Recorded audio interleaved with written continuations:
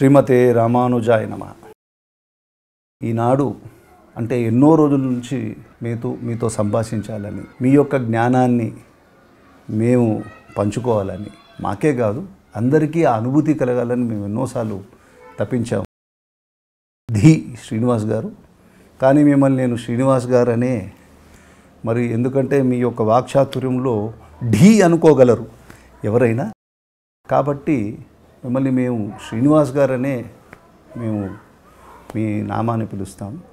ఇప్పుడు ఈ సమాజంలో తెలిసో తెలియకో, తెలిసే కొందరో, తెలియక అజ్ఞానంతో కొందరు భగవంతుడి యొక్క శబ్దాన్ని, భాగవతోత్తముడి యొక్క శబ్దాన్ని సరైన పందాలో అర్థం చేసుకోకుండా లేనిపోని సమస్యలని సృష్టిస్తున్నారు, సంశయాలకు కారణభూతులవుతున్నారు అని, ఇది నా ఒక్కడి మనోభావం కాదు, సర్వజనుల యొక్క భావనలో వస్తున్న ఈ అనుమానం. కాబట్టి మిమ్మల్ని నేను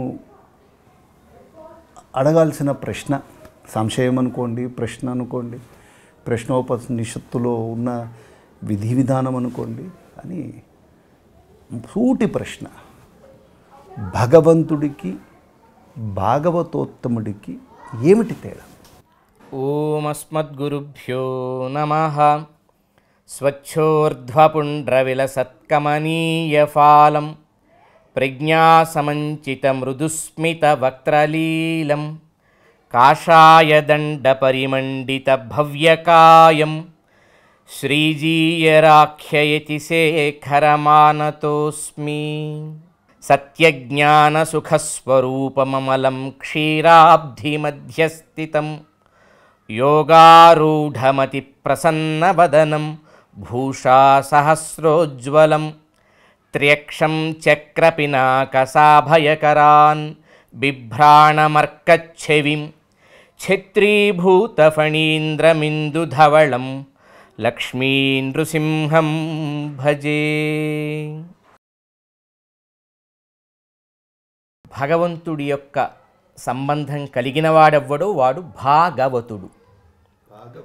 భాగవతుడు భగవానుడికి చెందినవాళ్ళు, లేదా భగవంతుడికి సంబంధించినటువంటి బంధాన్ని భావించేవాళ్ళు ఎవరో వాళ్ళు భాగవతులు. మనకి భాగవతం అనే గ్రంథం పేరు మనం వింటున్నాం.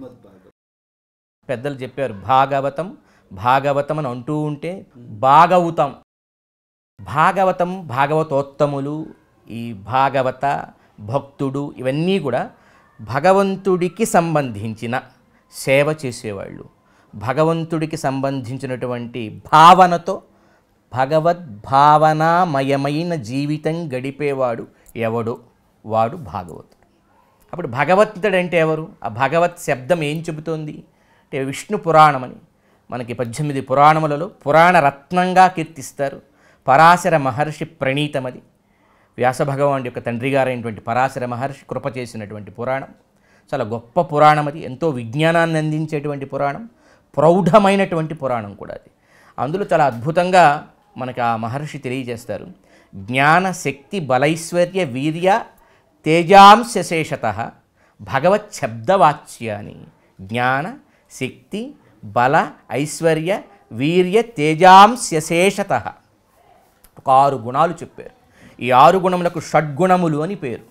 షాడ్గుణ్య పూర్ణుడెవరో అతడు భగవంతుడు. జ్ఞానం, బలం, శక్తి, వీర్యము, తేజస్సు, ఐశ్వర్యం, ఈ 6 రకముల గుణములు ఎవడిలో పరిపూర్ణంగా ఉంటాయో వాడు భగవంతుడు. చెప్పి వదిలేయలేదు అక్కడికి.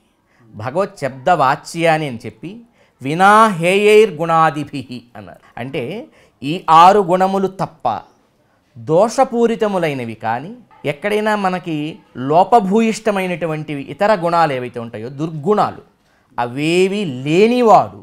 అంటే 2 చెప్పారు, షాడ్గుణ్య పూర్ణుడు, దుర్గుణ దూరుడు. అంటే అసలు ఇంకేం లేవు, హేయమైన గుణాలు లేవు. అంటే ఒక పండులో మనం పండు తీసుకున్నప్పుడు తినే పార్ట్ కొంత ఉంటుంది, అందులో తీసి పారవేసేటువంటి పార్ట్ కూడా కొంత ఉంటుంది కదా. అట్లా తీసి పారవేయదగినదంటూ ఏమీ లేక అంతా అనుభవింపదగినదే అయినటువంటి ఒక 6 గుణములు పరిపూర్ణంగా ఉన్నటువంటి వాడు. అయితే ఈ పూర్ణత అనే శబ్దాన్ని ఎందుకు చెప్పాడు భగవత్ శబ్దంలో ఈ చెబుతున్నప్పుడు మనకి మన భారతీయ సంప్రదాయంలో గురువులని, పెద్దలని, మహర్షులని కూడా భగవత్ శబ్దంతో భావిస్తాం. ఆ భావిస్తున్నప్పుడు మరి అది ఎలా తీసుకోవాలి? వాళ్ళందరూ కూడా భగవంతుడితో ఈక్వల్ అవుతారా? అంటే ప్రపంచంలో లేక సృష్టికి ఒకడే భగవంతుడు ఉంటాడు కదా. ఇప్పుడు మన జన్మకి కారణం మన తండ్రి ఒక్కరే ఉంటారు. ఎలాగో ఈ అనంత సృష్టికి కారణం కూడా ఒక్కడే ఉంటాడు. అంటే ఇద్దరు భగవంతులు ఉండడానికి ఒకరే ఉండాలి. ఇద్దరు ఉంటే ఏమవుతుంది? ఈవేళ ఒక ఇంట్లో ఇద్దరు వేరువేరు అభిప్రాయాలతో ఇల్లంతా ఎట్లా కకావికలు చిందరవందర అవుతుందో, ఇద్దరు భగవంతులు ఉంటే డిఫరెంట్ నియమనంతో వాడు ఒకలా ఆలోచిస్తాడు, వీడు ఒకలా ఆలోచిస్తాడు. ఆ శాసనం ఒకలా ఉంటుంది, తన శాసనం ఒకలా ఉంటుంది. ఒకే దేశాన్ని ఒకే కాలంలో ఇద్దరు ప్రధానమంత్రులు కనుక పరిపాలిస్తే వాడు ఒక నిర్ణయం తీసుకుంటాడు, వీడు ఒక నిర్ణయం తీసుకుంటాడు. ఈవేళ మనం చూస్తున్నాం కదా, ఒకే దేశంలో ఇన్ని రాష్ట్రాలు ఉన్నాయి. ఒక రాష్ట్రంలో ఒక నియమం అమల్లో ఉంటుంది, ఒక రాష్ట్రంలో ఒక నియమం అమల్లో ఉంటుంది. అంటే పరిపాలకులు ఎక్కువయ్యే కొద్దీ వివిధ నిర్ణయాలతో మన సమాజం ఈవేళ ఎలా అయితే ఉందో సృష్టి కూడా అట్లాగే అవుతుంది. ఇద్దరు భగవంతులు, ఇద్దరు దేవుళ్ళు ఉంటే. అందుకే వేదం కానీ మన శాస్త్రాలు కానీ ఎప్పుడు అసలు దానికి అవకాశమే లేదు. భగవంతుడైనవాడు ఒక్కడే ఉంటాడు. అయితే ఆ భగవత్ శబ్దం మనకి పురాణాల్లో లేక స్మృతులలో లేకపోతే మన ఇతిహాసములలో మన శాస్త్రముల్లో అక్కడక్కడ దేవతలకు కూడా ఆ శబ్దం వాడటం, అట్లాగే మహర్షులకి వాడటం కూడా కనబడుతుంది. అలా వాడుతున్నప్పుడు ఏమని అర్థం చెప్పాలి? ఇప్పుడు ఎక్కడో భగవాన్ బాదరాయణ అంటారు వ్యాస భగవాన్ని స్మరించేటప్పుడు. అలా అలా సంబోధిస్తారు. అగస్త్యో భగవాన్ ఋషి అంటారు. అంత మాత్రాన అగస్త్యుడు భగవత్ శబ్దానికి అంటే అక్కడే దానికి పోల్చవచ్చా, పోల్చకూడదా? అంటే దాన్ని ఎలా తీసుకోవాలో మనం తెలుసుకోవాలి. మనకి సంస్కృత భాషలో అసలు ఈవేళ మనకు వస్తున్న అనేక సందేహాలకి ప్రాథమికంగా మన ప్రజలకి అవగాహన లేకపోవటం వల్ల, భాషాపరమైన అవగాహన లేకపోవటం వల్ల ఈ పుస్తకాలు లేక గ్రంథాలు చదువుతున్నప్పుడు వచ్చే చాలా ఇబ్బందులకి ఇదే మూల కారణం. ఏంటంటే ఇది యౌగికము, రూఢి అని రెండు శబ్దాలు ఉన్నాయి. యౌగికము, రూఢి. అంటే రూఢి అంటే ఒక శబ్దం దానికే వర్తిస్తుంది, ఆ శబ్దంతో ఇంకొక దాన్ని మనం పలకకూడదు. అట్లాంటి శబ్దాలను రూఢివాచకము అంటారు. దీన్ని ముఖ్యవాచకము అని కూడా అనవచ్చు. ఇక యౌగికము అంటే ఆ శబ్దం చాలామందికి వాడచ్చు. అది ఒక ప్రొనౌన్లా అనుకోవచ్చు మనం అర్థం అవడానికి. అతడు, ఆమె అంటే అతడు ఎవరైనా కావచ్చు, ఏ పురుషుడైనా అతడు కావచ్చు, ఏ స్త్రీ అయినా ఆమె కావచ్చు. కానీ అదే లక్ష్మి అన్నాం అనుకోండి, అది ఒక వ్యక్తిని చెబుతుంది కదా. అది రూఢి. మనకు అర్థం అవడానికి ఒక శబ్దం ఒకరినే తెలియచేస్తే ఆ శబ్దాన్ని రూఢి అంటాం. కానీ ఒక శబ్దం ఎవరికైనా పనికి వచ్చేట్టుగా ఉంటే దాన్ని యౌగికము అని పిలుస్తాం అన్నమాట. ఇప్పుడు మనం సరస్సులో నుంచి ఉద్భవిస్తుంది కనుక మనం పద్మాన్ని సరోజము అంటాం. సరస్సు నుండి జనించినది సరసిజము, సరసిజాక్షుడు, సరసిజ ముఖుడు, సరసిజాక్షి, ఇట్లా మనం శబ్దాలు ప్రయోగిస్తాం కదా. కనుక పద్మముల వంటి అని అర్థం వస్తాం. అంటే సరస్సు నుంచి జన్మించేవి ఇంకా కొన్ని ఉంటాయి, నాచు, పీచు, ఇవి కూడా ఉంటాయి. వాటిని కూడా సరసిజములు అనవచ్చా? ఇప్పుడు ఎవరినైనా మనం పొగిడేటప్పుడు, కీర్తించేటప్పుడు సరసిజాక్షి అంటే పీచు వంటి కన్నులు కలవాళ్ళని చెప్పవచ్చా? అక్కడ ఈ భాష అనేది యౌగిక శబ్ద ప్రయోగమా, అది లేకపోతే రూఢియా అనేది మనకి తెలిస్తే అప్పుడు విపరీతార్థాలు అక్కడ రాకుండా ఉండటానికి అది కాపాడుతుంది. ఎట్లాగో భగవత్ శబ్దం కూడా జ్ఞానం, శక్తి, బలం, ఐశ్వర్యం, వీర్యం, తేజస్సు, ఈ 6 గుణాలు పరిపూర్ణంగా వెలితి లేకుండా 6 గుణాలు ఒకరిలోనే ఉంటే అతడు పరిపూర్ణంగా భగవత్ శబ్దంతో చెప్పబడతాడు. అయితే ఈ 6 గుణాలు కొంచెం కొంచెం, ఎవరిలోనో కొద్దిగా బలం ఉంది, ఎవరిలోనో కొద్దిగా జ్ఞానం ఉంది, ఎవరిలోనో కొద్దిగా తేజస్సు ఉంది, ఎవరిలోనూ కొద్దిగా ఐశ్వర్యం ఉంది, కొంచెం కొంచెం. అంటే అది క్వాంటిటీ అనేది చాలా లెస్ అనుకోండి, చాలా పరిమితమైన. వాడు అపరిమితుడు, వీరికి ఉన్న పరిమితమైన. వీళ్ళు కూడా ఆయన గుణాలని లేకపోతే ఆయన వైభవాన్ని రిప్రజెంట్ చేస్తున్న సందర్భంలో మర్చిపోకూడదు ఈ పాయింట్. మనం ఈ ఋషిగారో, ఈ గురువుగారో, ఈ దేవతయో భగవంతుడిలో ఉండే అనంత కోటి కళ్యాణ గుణాలలో ఆయనలో ఉండేటువంటి షాడ్గుణ్య పూర్ణతలో నుంచి కొంచెం కొంచెం బిందు రూపంలో వాళ్ళు కూడా ఆయన సంబంధం వల్లే వాళ్ళు తనలో వాటిని ఉంచుకొని వాళ్ళు లోకంలో దాన్ని రిప్రజెంట్ చేస్తున్న సందర్భాల్లో వాళ్ళని గౌరవంగా భగవంతుడి సంబంధాన్ని మర్చిపోకుండా ఉంటూ పిలవటానికి వాళ్ళ దగ్గర కూడా వాడటం అనేది మనకి మన వాంగ్మయంలోనూ మన ఋషి పరంపరలోనూ మన ఆర్ష సంస్కృతిలోనూ కనబడుతుంది. దీనినే శ్రీ విష్ణు సహస్రనామ స్తోత్రంలో పవిత్రాణాం పవిత్రం యో మంగళానాంచ మంగళం దైవతం దేవతానాంచ భూతానాం యో వ్యయః పిత అంటారు. అంటే పవిత్రమైన వాటిల్లో ఉండే ఆ పవిత్రత్వం భగవంతుడు అందులో ఉండటం వల్ల వచ్చింది. ఎవరు లోపల ఉండటం వల్ల పవిత్రమైన గంగా, యమున, సరస్వతి ఇత్యాది తీర్థములకు పవిత్రత్వం వచ్చిందో, లేదా లోకంలో మనం చెప్పేటువంటి ద్రవ్యములన్నింటిలో పవిత్రతకి ఎవరు కారణమో, మంగళకరమైన వస్తువులుగా మనం రోజు సంభావించే వాటిలోని మంగళత్వానికి ఎవరు కారణము, ఇక మనం దేవతలుగా ఎవరెవరిని గౌరవించి ఆరాధించి పూజిస్తున్నామో వారందరిలో ఉండే దైవత్వానికి కూడా దైవం ఎవరు, దైవతం దేవతానాంచ అంటూ భీష్మ పితామహుడు స్వయంగా శ్రీమన్ మహాభారతంలో విష్ణు సహస్రనామ వైభవాన్ని, విష్ణు సహస్రనామ ఉపదేశాన్ని చేసేటప్పుడు ధర్మరాజుకి తెలియజేస్తాడనమాట. ఇప్పుడు రూఢీ పదార్థమా యౌగికమా? భగవంతుడి దగ్గర వాడుతున్నప్పుడు అది రూఢి, భగవంతుడి దగ్గర కాకుండా మిగతా లోకంలో ఎవరి దగ్గర వాడుతున్నా అది యౌగికం మాత్రమే. అది గుణప్రయోగంగానే వాడుతున్నాం ఇక్కడ అనేది మనం జ్ఞాపకం పెట్టుకుంటే అప్పుడు ఎక్కడా దీనికి కాన్ఫ్లిక్ట్ అనేది రాదు. 1000 మంది భగవంతుళ్ళు ఉన్నారు అనేటువంటి వార్గ్యం మనం చేయాల్సిన అవసరం ఉండదు. లేదనుకోండి, ఈయనకి భగవన్ అన్నారు, అక్కడ మరొక ఋషి గారికి భగవన్ అన్నారు, ఇంకొక దేవత గారికి భగవన్ అన్నారు, కనుక అనేక మంది భగవంతుళ్ళు ఉన్నారు, అందరూ ఒకటే అని చెప్పే ప్రమాదం కూడా ఉంటుంది. ఇవాళ సమాజంలో ఇప్పుడు భగవాన్ అనే శబ్దానికి విష్ణువా, శివుడా, లేకపోతే శక్తియా అనేది ఒక ప్రశ్న వచ్చింది. అలాగే గణపతియా లేకపోతే కుమారస్వామి, ఎవరు ఈ భగవన్నామ శబ్దానికి అర్హుడు, ఎవరిని అనాలి అనేది ప్రశ్న. ఇప్పుడు ఆ ప్రశ్న ఎంతవరకు వెళ్ళిపోయిందంటే, అంటే ఆ సమస్య ఎంతవరకు వెళ్ళిపోయిందంటే, భగవంతుడనేవాడు మరి మాకు తెలిసినంతవరకు, మాకున్న చిన్న జ్ఞానంలో, పరిమితమైన జ్ఞానంలో అర్థమవుతుంది ఏంటంటే, అప్రాకృతమైన శరీరం కలిగిన వాడు భగవానుడు, వేదం అపౌరుషేయ వాక్యం, ఈ రెండు కలిసి రూఢీ చేసేసింది భగవత్నామ శబ్దాన్ని. వారు చెప్పారు, పరాశర వారు చెప్పారు, వేదం చెప్పకుండా, అంటే వేదమే ప్రమాణమైనప్పుడు వేదం చెప్పకుండా ఎవరెవరికైతే వాళ్ళ ఊహల్లో వచ్చిన వారిని భగవంతుడు అని వాళ్ళు అనుకోవడంలో తప్పు లేదు. కానీ ఇదే అని వాదించవచ్చా, నిరూపించవచ్చా, చూపించవచ్చా?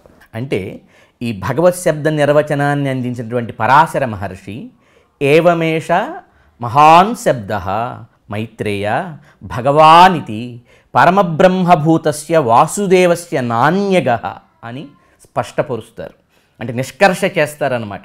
ఏమిటి దీని అర్థం? ఏవమేష మహాన్ శబ్ద మైత్రేయ భగవానితి, ఓ మైత్రేయ, భగవాన్ అనేటువంటి ఈ మహాశబ్దము పరమబ్రహ్మభూతస్య వాసుదేవస్య నాణ్యగ, పరమాత్మ అయినటువంటి వాసుదేవుడిని తప్ప ఇతరుల యందు రూఢిగా ఇది చెల్లదు, ఇది ఇతరులకు రూఢివాచకము కాదు, ఇతరుల యందు పర్యవసించదు అని స్పష్టపరుస్తాడనమాట. దీన్నే వేదవ్యాస మహర్షి కూడా కృష్ణస్తు భగవాన్ స్వయం అంటారు. అంటే కృష్ణస్తు భగవాన్ స్వయం, ఈ భగవత్ శబ్దవాచ్యుడైనటువంటి పరమాత్మ, ఏ పరమాత్మ అయితే జ్ఞాన శక్తి బలైశ్వర్య వీర్య తేజస్సు అనేటువంటి షాడ్గుణ్యపూర్ణుడు దోషగుణ దూరుడు ఉన్నాడో ఆయన నేరుగా స్వయం ఆహూతుడై వచ్చాడు. కృష్ణావతార వైభవాన్ని చెబుతూ వ్యాసమహర్షి స్వయంగా రాసినటువంటి వాక్యం ఇది. వ్యాకరణంలో ఒక అద్భుతమైనటువంటి నియమం ఉంది. త్వంత్వాధారి న పూర్వభాక్ తు శబ్దాత్ పూర్వస్మాత్ వైలక్షణ్యముచ్యతే అని. అధ అనే ఒక శబ్దం ప్రయోగించిన తరువాత ఏదైనా వచ్చినా, లేదు తు అనేటువంటి శబ్దానికి ముందు ఏదైనా వచ్చినా, అధ ఒకటి తు ఒకటి, అధ అనే శబ్దానికి తరువాత ఏదైనా వచ్చినా, లేక తు అనేటువంటి శబ్దానికి ముందు ఏదైనా వచ్చినా, ఇవి అంతకు ముందు చెప్పబడిన వాటికంటే విలక్షణమైనవి, వాటితో పోల్చతగినవి కావు. ఔన్నత్యంతో కూడినవి, గతంలో చెప్పబడిన వాటన్నింటికంటే చాలా ఉత్కృష్టమైనవి అని అర్థం అనమాట. త్వంత్వాధారి న పూర్వభాక్, తు శబ్దాత్ పూర్వస్మాత్ వైలక్షణ్యముచ్యతే అనేది వ్యాకరణం. సో సంస్కృత భాషా వ్యాకరణం ప్రకారం వ్యాస మహర్షి కృష్ణస్తు భగవాన్ స్వయం, గతంలో ఉన్న అన్ని అవతారముల కంటే కూడా మరింత విలక్షణమైన, పరిపూర్ణమైన, షాడ్గుణ్యపూర్ణమైన, స్వయం ప్రకటితమైన, స్వయం ఆహూతుడై భగవానుడే నేరుగా ఈ మానవ ప్రపంచంలోకి వచ్చినటువంటి అవతారం అని చాలా స్పష్టంగా భగవత్ శబ్దం అంటే 6 గుణములతో ఉంటుందని పరాశర మహర్షి, ఆ 6 గుణములతో ఉండే భగవత్ శబ్దం వాసుదేవుడి యందే చెప్పాలి రూఢిగా అనేది పరాశర మహర్షి స్పష్టపరిస్తే, వ్యాస భగవానుడు దానినే మళ్ళీ స్పష్టపరుస్తూ కృష్ణస్తు భగవాన్ స్వయం అంటూ మహాభారతంలో కూడా భగవద్గీత పరమాత్మ చెబుతున్నప్పుడు ఈయన ఈ షాడ్గుణ్యపూర్ణుడైన భగవానుడే ఈయన, కేవలం ఏ యశోదా కుమారుడో దేవకీ కుమారుడో అనుకోబోతారు మీరు, అలా అనుకుని భ్రమిస్తారేమో, కాదు, ఈయన సాక్షాత్ భగవానుడనేది మనకి చెప్పడానికి భగవానువాచ అని భగవద్గీత చెబుతున్నప్పుడల్లా దాన్ని స్పష్టపరిచాడు వ్యాస మహర్షి. భగవద్గీతలో కూడా పదే పదే పరమాత్మ దీన్ని స్పష్టపరుస్తూ తనకి ఇతర జీవుల కంటే విలక్షణత ఉంది అని చెప్పాడు. అంటే ఇక్కడ మనం భగవత్ శబ్దము భాగవత శబ్దము రెండింటి గురించి మీరు ప్రశ్న వేశారు. మొట్టమొదట భగవంతుడికి భాగవతుడికి ఈ 2 శబ్దాలకి తేడా ఏమిటి? ఇక్కడ మనం ఇంకొక శబ్దాన్ని కూడా తెలుసుకోవాలి. దేవత, భగవంతుడనే ఒక శబ్దం, భాగవతోత్తముడు అనే శబ్దం మధ్యలో ఒక శబ్దం ఉంది, అదే దేవత. అది కూడా తెలుసుకోవాలి. ఈ 3 పదాలకు అర్థం మనకు తెలిస్తే మన పౌరాణికమైన, ఐతిహాసికమైన, మన భారతీయ సాంస్కృతికమైనటువంటి, వైదికమైన వాంగ్మయం అర్థం అవటంలో ఏ రకమైనటువంటి ఇబ్బంది లేదు. అంటే ఇది కీ ఖచ్చితంగా కీయే. ఎందుకంటే సగటు హిందువుకి ఈ 3 పదాల మధ్య పెద్దగా వ్యత్యాసం తెలియదు, అన్నీ ఒకటే మనకి. అంటే మనం బాగా ఉదారవాదులం, ప్రపంచంలోంచి ఏ దేశ సంస్కృతులు వచ్చినా కలుపుకొని అడాప్ట్ చేసుకుంటాం. సంస్కృతిని ఆదరించడం తప్పు కాదు, మనది కూడా మరిచిపోయేంతలా లోపలికి ఇన్వాల్వ్ చేసుకుంటాం. ఇది మన దేశంలో పాపం చాలామందికి ఉదార భావన చాలా ఎక్కువగా ఉంది. సో దీనివల్ల ఏంటంటే మనం మన సామాన్య సగటు వ్యక్తి దగ్గరికి వెళ్తే అసలు వాడికి ఇవేం తెలియదు, తేడా తెలియదు. భగవంతుడు ఏంటి, దేవుడు ఏంటి, భగవంతుడినే దేవుడు అంటాం, దేవుడినే భగవంతుడు అంటాం, దేవత అంటాం. సో ఇదంతా ఒకటి, కానీ వేరు. అంటే దీన్ని భగవంతుడు అనాలి, దీన్ని దేవత అనాలి, దీన్ని ఏదో వీరిని భాగవతోత్తములని పిలవాలి. ఈ నిర్వచనాలు మనం ఇప్పుడు ఇచ్చినవో, ఎవరో మనకంటే కొన్ని రోజుల ముందు పెద్దవాళ్ళు ఎవరో ఇచ్చినవో కావు. సాక్షాత్తు భగవంతుడే భగవద్గీతలో వీటన్నిటికి నిర్వచనం ఇచ్చాడు. కనుక గీత అంటేనే మన పెద్దవాళ్ళందరూ ఒక మాట చెప్పారు, నువ్వు స్వరంతో వేదాలన్నీ చదివి అందులో ఏముందో గ్రహించి, లేదా గురువుల వద్ద చేరి ఉపనిషత్తుల్లో ఏముందో గ్రహించి, ఆ కన్ఫ్యూజన్ని అక్కడొకలాగా ఇక్కడొకలాగా ఉండేటువంటి కాంట్రడిక్టరీ సన్నివేశాలను నువ్వు సమన్వయం చేసుకొని అర్థం తెలుసుకొని కష్టపడే కంటే వేద, ఉపనిషత్, బ్రహ్మసూత్రాలు వీటన్నింటిలో సారం ఏదైతే ఉందో అది మొత్తం భగవంతుడు మనకి ఒక తుమ్మెద రకరకాల పువ్వుల్లో ఉండే ఎసెన్స్ అంతా తెచ్చి తీయటి తేనెగా ఎలా అందిస్తుందో, భగవంతుడు వేదములు, ఉపనిషత్తులు, బ్రహ్మసూత్రములు, శాస్త్రములు, యోగశాస్త్రములు వీటన్నింటి నుంచి ఆయన సారాన్ని ఒక చోటకి తెచ్చి తీయటి తేనెగా 700 శ్లోకాలలో మనకు అందించాడు. అది భగవద్గీత. సో ఆ భగవద్గీతలో ఈయన వీటన్నిటికీ నిర్వచనాలు చెప్పాడు పరమాత్మ.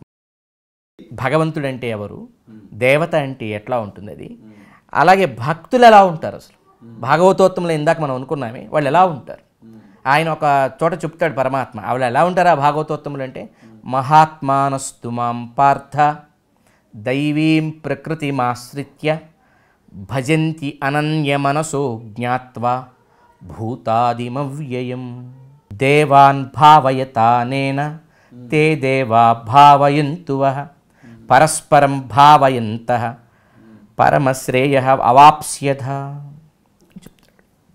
అంటే భగవంతుడు ఈ దివ్వనే శబ్దం అంటే ప్రకాశించేటువంటి దైవీ శక్తి విశేషాలు కొన్ని ఈ సృష్టిలో ఉన్నాయి.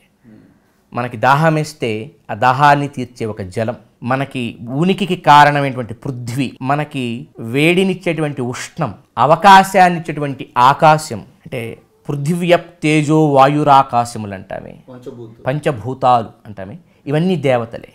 అంటే మన చుట్టూ ప్రకాశిస్తూ ఉంటాయి ఈ శక్తులు. ఇంకా చాలా మన చుట్టూ ఖేచరీ దేవతలు, యక్షులను, గంధర్వులను, అష్టదిక్పాలకులను, పురాణ వాంగ్మయం చెప్పినటువంటి వాళ్ళు, వీళ్ళందరినీ పరిపాలించే ఇంద్రాది దేవతలు, బ్రహ్మ రుద్ర ఇంద్రాది దేవతలు. ఇది మనకి పౌరాణిక వాంగ్మయం అంతా ఈ క్రమంలోనే కొంచెం క్లియర్గా చెప్పదలుచుకున్నప్పుడు బ్రహ్మ రుద్రేంద్రాది దేవతలు అంటుంది. అంటే ఏమిటి ఇది అంటే మొత్తం సృష్టిలో 4 విభాగాలు ఉన్నాయని భగవద్గీతలో కృష్ణుడే చెబుతాడు.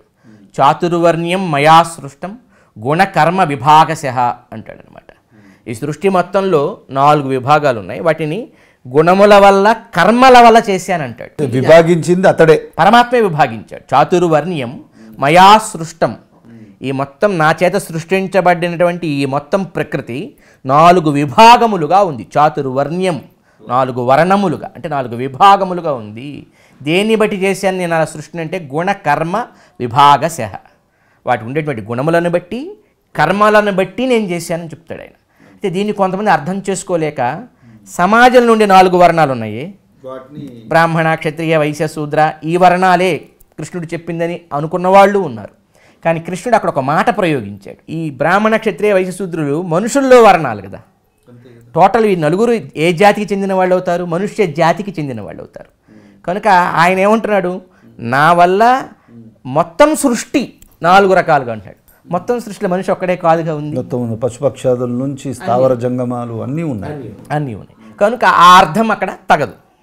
అది ఎందుకంటే ఆయన చివరి ఒక మాట వాడకుండా ఉన్నా, లేదు మనుషుల్లో నేను 4 రకాలుగా 4 వర్ణములను సృష్టించానయ్యా గుణకర్మలను బట్టి అన్నా, అప్పుడు ఈ అర్థం చెప్పుకుంటే సరిపోయేదేమో. కానీ ఆయన అంటున్నాడు చాతుర్వర్ణ్యం మయా సృష్టం గుణకర్మ విభాగశః, ఈ సకల సృష్టి కూడా నా చేత సృష్టించబడింది. ఏమిటి ఆ సృష్టి అంటే 4 విభాగాలు, దేవ మనుష్య తిర్యక్ స్థావరములు. మొత్తం సృష్టి అంతా వచ్చేస్తుంది. ఇప్పుడు టోటల్ వచ్చేస్తుంది. నువ్వు దేవజాతి ఒకటి ఉంది, ఇందాక మనం దేవా శబ్దం పెట్టినాం, దేవత అనేది ఒక జాతి. ఆ తరువాత వాళ్ళకు ఒక పేరు కూడా ఉంది, తేజస్ శరీరులు అంటారు. తేజస్సు ఎక్కువగా ఉండే శరీరం కలిగి ఉంటారు, అందుకే మన కంటికి కనపడరు. అంటే వాళ్ళకి పాంచభౌతికమైన శరీరం ఉండదా? శరీరం పాంచభౌతికమైనది. ఇప్పుడు అదే ఇందులో తెలుసుకోవాల్సిన అంశం ఏమిటంటే పంచభూతాల్లో మట్టి భాగం ఎక్కువగా ఉండేటువంటి శరీరం మనది. మర్త్యులు అని పిలుస్తారు మనల్ని. మృత్యు వస్తుంది. మనం కొంచెంసేపు కూర్చొని ఇట్లా అంటే మన శరీరం చర్మంలోంచి మట్టి కూడా వస్తుంది. పృథ్వీ సంబంధం మనకి బాగా ఎక్కువగా ఉంటుంది. పంచభూతాలు మనలో ఉన్న దాని అంశ ఎక్కువగా ఉంటుంది. పంచభూతాల యొక్క అంశ పాళ్ళు ఎక్కువగా ఉంటాయి. వాళ్ళకు శరీరాలు కూడా పాంచభౌతికమైన శరీరాలే. తేజస్సు అనే భాగం వాళ్ళలో ఎక్కువగా ఉంటుంది. పృథివ్యప్ తేజో వాయురాకాశాలు తేజస్సు ఎక్కువగా ఉంటుంది కనుక వాటిని మనం చూడాలి. ఆ తరువాత ఇక దేవ మనుష్య అయింది. తిర్యక్ అంటే అడ్డంగా సంచరించేటువంటి, తిరుగుతూ ఉండేటువంటి సకల జీవరాశి, క్రిమి కీటాల దగ్గర నుంచి భూమిలో కావచ్చు, లేక ఆకాశంలో కావచ్చు, పక్షులు కావచ్చు, సరీసృపాలు కావచ్చు, సముద్ర గర్భంలోవి కావచ్చు, ఏ రకమైనటువంటి క్రియేచర్ అయినా ఈ 2 కాకుండా మిగతా అవన్నీ కూడా తిరియక్కులే. ఇక స్థావరములు, కదలకుండా ఒక చోట ఉన్నట్టుగా కనబడుతూ ఉండేటువంటి చెట్లు, పుట్టలు, గట్లు, కొండలు, ఇవన్నీ స్థావరం అంటారు. ఈ స్థావరం ఒక వర్ణం, తిరుగుతూ ఉండేటువంటి తిరియక్ జాతి మొత్తం ఒక వర్ణం, మనుష్య జాతి ఒక వర్ణం, దేవ జాతి ఒక వర్ణం. ఇది తెలుసుకోవాలి. దీనికే వేదం 33 దేవతలు అని పేరు పెట్టి. ఈ దేవతలు ఎంతమంది ఉంటారంటే ఒక 33గా. ఇప్పుడు మన వాళ్ళు చాలామంది 33 కోట్ల మంది దేవతలు, 1 కోటి దేవతలు, ఇలా ఎవరికి అనిపించింది వాళ్ళు అంటూ ఉంటారు. ఈ మనకి సంస్కృతంలో కోటి అంటే 1 పక్కన 7 సున్నాలు పెడతామే మ్యాథమెటిక్స్లో, అది కాదు. కోటి అంటే విభాగం అని అర్థం, డివిజన్. అది 33 విభాగాలుగా దేవతలు ఉన్నారు. అందులో ఎంతో వేల మంది, లక్షల కోట్ల మంది జీవులు ఉంటారు. వాళ్ళు కూడా జీవులే. ఇది మనం జ్ఞాపకం పెట్టుకోవాలి. అందరిలో భగవంతుడు ఉంటారు, అందరికంటే విలక్షణంగా కూడా భగవంతుడు ఉంటాడు. అప్పుడే ఆ భగవత్ శబ్దం అనేది, ఇప్పుడు ఒక దేశాన్ని పరిపాలించే ప్రధానమంత్రి ఉన్నప్పుడు ఆ దేశం నుండి పౌరులందరికీ రూల్స్ చెబుతూ ఉంటాడు ఆయన. ఇలా చేయొద్దని శాసనాలు లేక ఆర్డర్స్ పాస్ చేస్తూ ఉంటాడు. వీళ్ళందరినీ పరిపాలించే ఎబిలిటీ కలిగి ఉంటాడు. ఆ రకంగా వీళ్ళందరికీ ఆయనతో సంబంధం ఉన్నట్టే. కానీ ఆయన వీళ్ళందరికంటే వేరుగా ఉంటాడు కదా, ఒక మనం భౌతికంగా అర్థం చేసుకోవాలనుకున్నప్పుడు. భగవంతుడు కూడా వీళ్ళందరి లోపల ఉంటాడు, అందరితో ఉంటాడు. అందుకే ఆయనకు ఒక పేరుంది, అంతర్యామి. అన్నిటిలో, అది మనిషి, దేవత, క్రిమ, కీటక తేడా లేదు, అన్నిటిలో ఉంటాడు ఆయన. కానీ అన్నిటికంటే వేరుగా కూడా, విలక్షణంగా కూడా ఉంటాడు. అది అర్థం చేసుకోవాలి. ఇది క్లియర్గా అర్థం కాకపోవటం వల్లే మన దేశంలో వివిధ సంప్రదాయాల్లోనూ రకరకాల కాన్ఫ్లిక్ట్స్ అనేవి బయలుదేరాయి. ఇది భగవద్గీత మాత్రమే వీటికి స్పష్టంగా, చాలా సూటిగా, నేరుగా అర్థమయ్యేట్టు చేయగలుగుతుంది భగవద్గీత. మనం మొట్టమొదటి ప్రారంభంలో ఈ సృష్టి మొత్తాన్ని పరమాత్మ ఒక 4 వర్ణములుగా, 4 విభాగములుగా, దేవ, మనుష్య, తిరియక్, స్థావరములనే 4 విభాగములుగా చేశారు. ఇది భగవద్గీతలో స్వామి చెప్పాడని చెప్పుకున్నాం కదా. అలా చెప్పుకున్నటువంటి దాంట్లో దేవజాతి, మనుష్య జాతి, తిర్యక్ జాతి, స్థావరములు అనేటువంటివి, ఇవన్నీ కూడా జీవ విశేషములే. ఇందులో చేతనములని ఒక పేరుతోనూ, అచేతనములని ఒక పేరుతోనూ పిలుస్తాం. అంటే తాను చైతన్యంతో స్వయంగా ప్రవర్తించలేనివి స్థావరాలు, చెట్లు, పుట్టలు, గట్లు, కొండలు, ఇవి స్వయంగా ప్రవర్తించలేవు. వాటిలో చైతన్యాన్ని స్వయంగా మనం జీవ విశేషంలో ఉన్నట్టుగా భావించలేము కనుక వాటిని అచేతనములు అంటాం. చేతన, అచేతన సమస్త విలక్షణుడు పరమాత్మ. ఈ రెండింటితో కలిసి ఉండేటువంటి వాడు పరమాత్మ. ఇదే విష్ణు సహస్రనామంలో ప్రధాన పురుషేశ్వర అని ఒక నామం చెబుతుంది. ప్రధానం అంటే ప్రకృతి, అచేతనంగా ఉంటుంది ప్రకృతి. పురుష శబ్దం చేత జీవులంతా చెప్పబడతారు. ఈ పురము కలిగినవాడు అంటే ఒక శరీరం కలిగినవాడు, చిన్న చీమ నుంచి బ్రహ్మదేవుని వాక, అన్ని శరీరాలే. ఆ శరీరములో ఉండే జీవులంతా పురుషులు అవుతారు.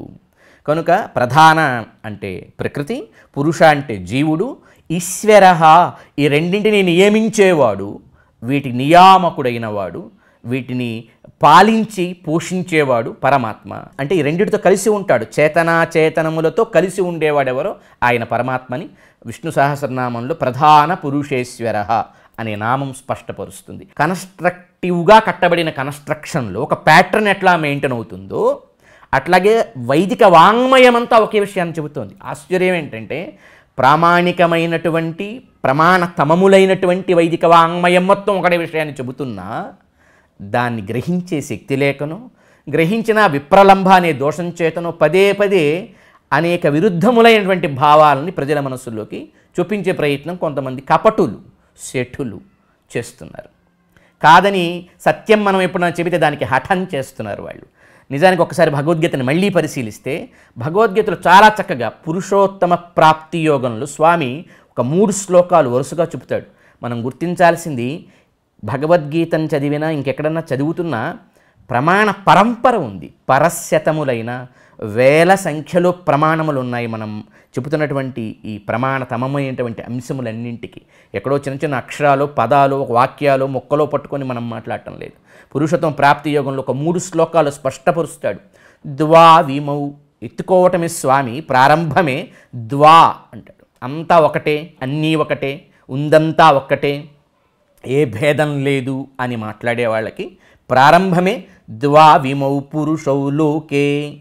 నైనా అర్జున, ఈ లోకంలో 2 పురుషులు ఉన్నారు. ద్వా విమౌ పురుషౌ లోకే క్షరశ్చాక్షర ఏవచ. ఒకడిని క్షరుడు అంటారు, మరొకడిని అక్షరుడు అంటారు. క్షర సర్వాణి భూతాని, ఒకే ఒక మాటతో చెప్పేశాడు. సర్వభూతములు, సర్వభూతాలంటే ఏమేమి వస్తాయండి? చిన్న చీమ నుండి బ్రహ్మ దాకా, ఆ బ్రహ్మ పర్యంతం అన్నమాట. అంటే ఎందుకు బ్రహ్మ బ్రహ్మ అంటున్నామంటే బ్రహ్మ అంటే బృహత్, మొట్టమొదటివాడండి. బృహతి బ్రహ్మయతీతి బ్రహ్మ అంటారన్నమాట. అందరికంటే పెద్దవాడు. సృష్టిలో భగవత్ సంతానంలో పెద్ద కొడుకని ఎవరినాలంటే బ్రహ్మదేవుణ్ణి. భగవన్నాభి కమలం నుంచి ఉద్భవించిన వాడు బ్రహ్మదేవుడు. చతుర్ముఖములతో చతుర్వేదములను ఆయన గ్రహించి సృష్టి రచన చేసినటువంటి మహనీయుడు కనుక ఆయన్ని మనం పెద్ద కొడుకుగానే పురాణములైన వేదమైన కీర్తించింది. యో బ్రహ్మాణం విదధాతి పూర్వం యో వై వేదాంశ్చ ప్రహిణోతి తస్మై అని శ్వేతాశ్వేతరం అనే ఉపనిషత్తు స్పష్టపరుస్తుంది. ఏ పరమాత్మ అయితే మొట్టమొదట యో బ్రహ్మాణం విదధాతి పూర్వం, బ్రహ్మదేవుని సృజించి యో వై వేదాంశ్చ ప్రహిణోతి తస్మై, అతడికి వేద విజ్ఞానాన్ని అనుగ్రహించాడు అంటూ కీర్తిస్తుంది అన్నమాట. కనుక చిన్న చీమ నుంచి పైన ఉండే మొట్టమొదటి కుమారుడైన బ్రహ్మదేవుడి దాకా, ఆ బ్రహ్మ పర్యంతం సర్వభూతములు అని అర్థం అన్నమాట. ఈ సర్వభూతములు ఏం పేరుతో పిలువబడతాయి? క్షరములు. క్షర సర్వాణి భూతాని. క్షరము అంటే నశించేది, ఏంటి నశిస్తుంది? ఆత్మకి నాశనం లేదు. చీమలో ఉండే ఆత్మైనా, బ్రహ్మగారిలో ఉండే ఆత్మైనా, మరొక శివుడి గారిలో ఉండే ఆత్మైనా, మరొక ఇంద్రుడి గారిలో ఉండే ఆత్మ అయినా, చంద్రుడి గారిలో ఉండే ఆత్మైనా, మానవులమైన మనలో ఉండే ఆత్మ అయినా, ఆత్మకి నాశనం లేదు. కానీ నశించేదొకటి, మారేదొకటి, క్షయమవుతూ ఉండేదొకటి ఉంది. అది దేహం. వికారములు కలిగేది దేహం. కనుక క్షరసర్వాణి భూతాని, వీటి దేహములన్నీ మారుతూ ఉంటాయి కదా, జన్మలు మారేప్పుడు దేహాలు మారుతూ ఉంటాయి. కనుక వీటన్నిటికీ క్షరములు, నశించేవి, దేహములు నశించేవి అని అర్థం. వీటన్నింటికి ఒకే ఒక్క పేరు పెట్టేశాడు, క్షరసర్వాణి భూతాని. అన్ని భూతజాతమంతా క్షరశబ్దం చేత పిలువబడుతుంది. మరి ఇంకొకటి ఉంది కదా, కూటస్థో క్షర ఉచ్యతే. అక్షరులు అని మరొకరు ఉన్నారు, నశింపని వారు. క్షరం అంటే నశించేదైనప్పుడు అక్షరులు అంటే నశింపని వారు. వాళ్ళకేం పేరు? కూటస్థులు అని పేరు పెట్టాడు. కూటవత్ తిష్టతీతి కూటస్థ అని చెప్తారు. అంటే ఒక కమ్మరి పనులు చేసే వ్యక్తి ఒక దిమ్మ పెట్టి ఆ దిమ్మ మీద రకరకాల వస్తువులు చేస్తాడు. ఆ దిమ్మ ఎప్పుడు స్థిరంగా ఉంటుంది, పైన వస్తువులు మారుతూ ఉంటాయి. దిమ్మ ఎప్పుడు మారకుండా స్థిరంగా ఎలా ఉంటుందో కూటవత్ తిష్టతీతి కూటస్థ అంటారన్నమాట. అంటే భగవత్ శరణాగతి చేసి భగవద్ అనుగ్రహంతో ఈ కర్మ బంధం నుంచి, పుణ్య పాప రూపమైనటువంటి ఉభయ కర్మ బంధం నుంచి బయటపడి భగవంతుడి దగ్గరికి చేరిన వాళ్ళెవరో వారు అక్షరులు. వారికి ఇంక దేహాలు మారవు, క్షరమయ్యే దేహాలు వారికి ఉండవు. ఎప్పటికీ క్షరం కాని ఒక దివ్య మంగళ విగ్రహం వారికి కూడా వస్తుంది. సారూప్యత ఏర్పడుతుంది భగవంతుడితో. శంకర భగవత్పాదులు వారు చాలా అందంగా రంగనాథస్వామిని కీర్తిస్తూ ఒక అద్భుతమైన శ్లోకం చెబుతారు. ఇదం హి రంగం త్యజతా మిహాంగం. ఈ శ్రీరంగంలో ఎవడైతే తన దేహాన్ని వదిలిపెడతాడో పునర్నచాంగం, తిరిగి వాడికి అంగాలు రావు. అంటే మళ్ళీ దేహం రాదు వాడికి. అంటే మళ్ళీ దేహం రాని దశ ఏమిటి అంటే, ఏ దేహం రాని దశ అని చెబుతున్నారైనా? నశించే క్షరలైనటువంటి దేహాలు రావు. అంటే నశించని దేహం ఏదో వస్తుంది, అది మోక్షం. ఈ శ్రీరంగంలో ఎవరు దేహాన్ని వదులుతారో వాళ్ళు మోక్షాన్ని పొందుతారని చెబుతున్నారు శంకర భగవత్పాదుల వారు. ఏమిటి ఆ మోక్షం? ఎట్లా ఉంటుంది? జన్మంటూ రాదు, వస్తే ఇది చ అంగమేతి. ఒకవేళ తిరిగి మళ్ళీ దేహం వస్తే పాణోరథాంగం, చేతిలో చక్రం వస్తుంది. చరణేంబుగాంగం, పాదములలో గంగ ఉద్భవిస్తుంది. యానే విహంగం, ప్రయాణించాలి, వెళ్ళాలి, పయనించాలి అనుకుంటే విహంగం గరుడు వస్తాడు. శయనే భుజంగం, పవళించాలి అంటే శేషుడు వస్తాడు. అంటే అర్థం ఏమిటి? భగవంతుడైనటువంటి శ్రీమన్నారాయణుడి చేతిలో చక్రము, ఆయన పాదముల నుంచి గంగ, ఆయన శయనిస్తానంటే శేషుడు, ఆయన పయనిస్తానంటే గరుడు ఎలా వస్తారో భగవంతుడితో సారూప్యం ఏర్పడుతుంది. అది మోక్షంలో జరిగే దశ. మోక్ష దశలను 4గా వర్ణించినటువంటి శాస్త్రం మొట్టమొదటిది సాలోక్య, సారూప్య, సామీప్య, సాయుజ్య అని 4 దశలని చెప్పింది.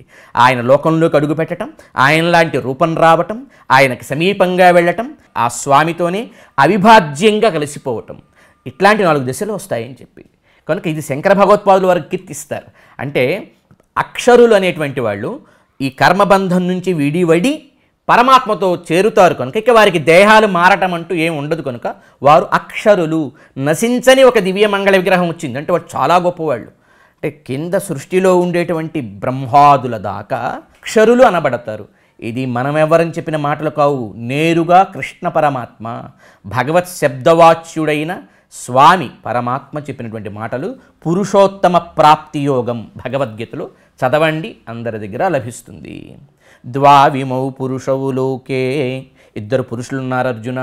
క్షరశ్చాక్షర ఏవచ, ఒకడిని క్షరుడంటారు, రెండో వారిని అక్షరుడంటారు. క్షరసర్వాణి భూతాని, సర్వభూతజాతము క్షరులని పిలువబడతారు. కూటస్థోక్షర ఉచ్యతే, పరమాత్మ దగ్గరికి చేరినటువంటి ముక్తాత్మలు ఏవైతే ఉంటాయో ఈ జీవాత్మలలో ఆ ముక్త జీవులన్నీ కూడా అక్షరులని పిలువబడతారు. ఇక్కడికి వదిలిపెట్టలేదు. ఇంకా 3వ వాడు ఒకడున్నాడు. మనం 2 అనుకుంటున్నాం, అన్నీ ఒకటే అనేవాళ్ళు 3 ఉన్నాయని కృష్ణ పరమాత్మ చెబుతున్నాడు. ఇది తెలుసుకోవాలి. ఏం చెప్పాడైనా? ఉత్తమ పురుషస్త్వన్యః. ఇంకొకడు ఉన్నాడయా, ఈ 2 కాదు, క్షర అక్షరులు కాకుండా ఉత్తమ పురుషుడు ఒకడున్నాడు. ఉత్తమ పురుషస్త్వన్యః పరమాత్మేత్యుదాహృత, ఆయననే పరమాత్మ అంటారు. జీవాత్మలన్నీ వెళ్ళిపోయాయి. జీవాత్మల్లో 2 విభాగాలు చెప్పాడు, క్షర అక్షర. 2 రకములుగా ఉంటూ దేహములు మార్చుకుంటూ ఉండే క్షరులైన, దేహాలు మారకుండా శాశ్వతంగా ఒక దివ్యమంగళ భగవత్ స్వారూప్యమైనటువంటి దివ్యమంగళ విగ్రహాన్ని పొందిన ముక్తాత్మలైన, వీటన్నిటికంటే విలక్షణమైన వీటన్నింటిలో ఉండే పరమాత్మ ఒకడున్నాడయా. 3వ వాడు ఉత్తమ పురుషస్త్వన్య పరమాత్మేత్యుదాహృత యో లోకత్రయమావిశ్య బిభర్తి అవ్యయ ఈశ్వర. అవ్యయ, వ్యయం కానివాడెవడో, ఎవడైతే ముల్లోకములను వ్యాపించి ఉన్నాడో, యో లోకత్రయమావిశ్య, ముల్లోకములను వ్యాపించి వశీకృతంగా ఉంచుకుంటాడో, ఈశా. ఇప్పుడు నేను ఇక్కడుండి అక్కడ లేకపోయాను అనుకోండి, అప్పుడు నేను అక్కడుండేవాడిని కంట్రోల్ చేయలేను కదా. నేను ఎక్కడ వరకు ఉంటానో అక్కడ వరకే కంట్రోల్ చేయగలను. కనుక నేను ఇక్కడ అక్కడ అంతటా ఉండగలిగితే మాత్రమే సర్వజీవరాశి మీద నా అధికారం చెల్లుతుంది. అన్నీ నా అధీనంలో ఉంటాయి, నేను కంట్రోల్ చేయగలుగుతాను. దాన్ని చెప్పేదే విష్ణు శబ్దం అండి. విష్ణు అంటే విషుల్ వ్యాప్తవు అని ఒక ధాతువు. విశ్వం వేవేష్టి ఆప్నోతీతి విష్ణు.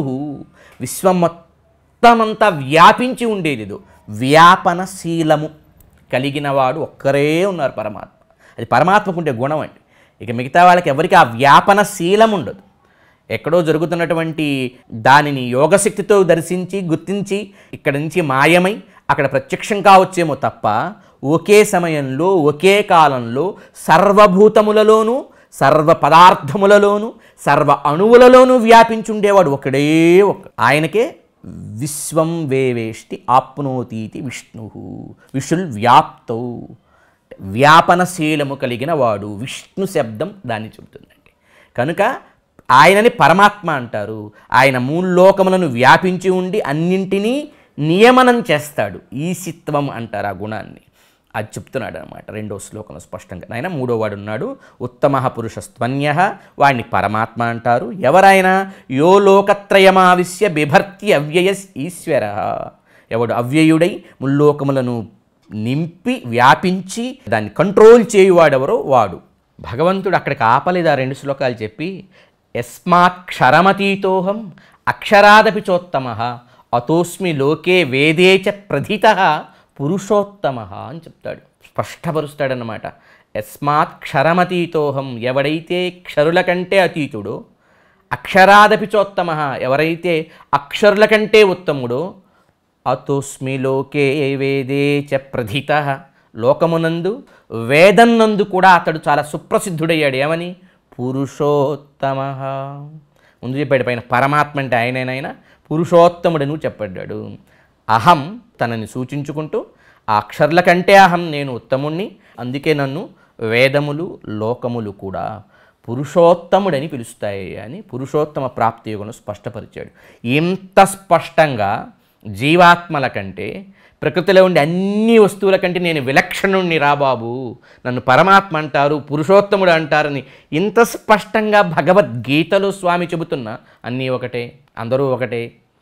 ఇది క్లారిటీ లేని మాట, మోసపూరితమైన మాట, అబద్ధ పదే పదే చెప్పడం వల్ల నిజమవుతుందని నమ్మకంతో మాట్లాడుతున్న మాట తప్ప మరొకటి కాదు. శాస్త్రం చాలా స్పష్టపరిచింది. అది మనకి పౌరాణిక ఐతిహాసికమైన వాంగ్మయమంతా దీన్ని నిరూపిస్తుందన్నమాట. భగవద్గీతలో ఎన్నిసార్లు చెప్తాడు, కామైస్తైస్తై అపహృత జ్ఞాన ప్రపద్యంతే అన్యదేవతా అన్నాడు. భగవానుడే వేరు చేసి చెబుతున్నాడు. కామము చేత, కోరిక యొక్క ఉద్ధృతి చేత చాలామంది అన్య దేవతలను ప్రపత్తి చేస్తారని చెప్తాడు ఆయన భగవంతుడు. ఏత్వన్య దేవతా భక్తా దగ్గర కూడా అన్యదేవత ప్రయోగం చేస్తాడు ఆయన. యాంతి దేవవ్రతా దేవాన్ పితॄన్ యాంతి పితృవ్రతా భూతాని యాంతి భూతేజ్యా యాంతి మధ్యాజినోపి మాం అని చెప్తున్నాడు. ఎంతసార్లు చెప్పాలి ఈ వేరు చేసుకోవడాన్ని అంటే, యాంతి దేవవ్రతాన్ దేవాన్, వాళ్ళు దేవతలనే పొందుతారు. పితॄన్ యాంతి పితృవ్రతాన్, పితృదేవతలను ఆరాధించేవాళ్ళు పితృదేవతలను పొందుతారు. భూతజాతములను ఆరాధించువారు భూతేజ్యా భూతాని యాంతి, భూతములను ఉపాసించువారు భూతములను పొందుతారు.